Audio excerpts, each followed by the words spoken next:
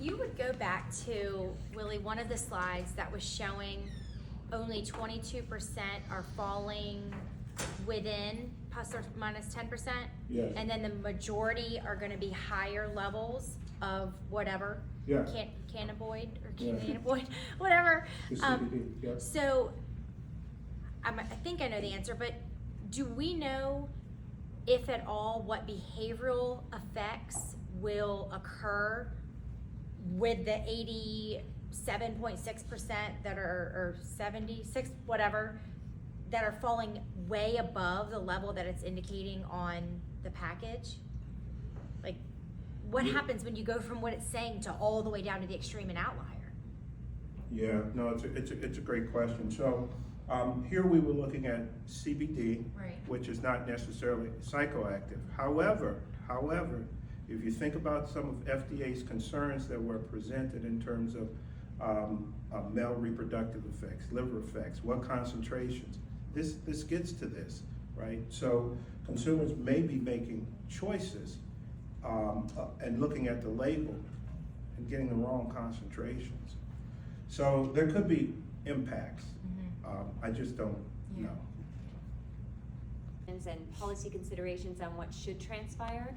Since you did take a look on the global level, specifically on CBD, and obviously the products are testing, so label accuracy is an issue. So, but to follow on her question, did you notice, even though you didn't take a deep dive on it, as far as other safety considerations when you were looking at different products, did you notice any trends in particular countries or regions or even stateside of maybe media or from a regulatory perspective concerns around CBD?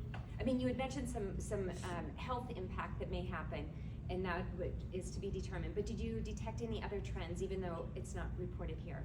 Yeah, there's one trend I didn't necessarily talk about, but there's one trend that I've been paying attention to, and that's an increase in psychosis, especially with Delta 8. And it could be driven by Delta 8, or it could be the fact that Delta 8, several products are contaminated with other things. I don't know. But there are quite a few papers now and reports of increases in psychosis. Yes, sir. Yeah. Just a question to these variations of the testing you did. The products you picked, let's talk about the US market. The products you picked, those products that already had third-party lab reports with them from a recognized lab? Yeah, so great question. When I said this was a quick kind of let's pull this data together and take a look, we looked at the scientific literature. So in the U.S., we used one publication which ultimately evaluated illicit products, and they defined the illicit products. They were involved in the EVALI incident. But we also tried to find publications that measured cannabinoids in products that were not associated with EVALI. So we did look at the methods of those papers, and ultimately our chemists came to the conclusion that they were valid methods, which is why we included the papers in this summary.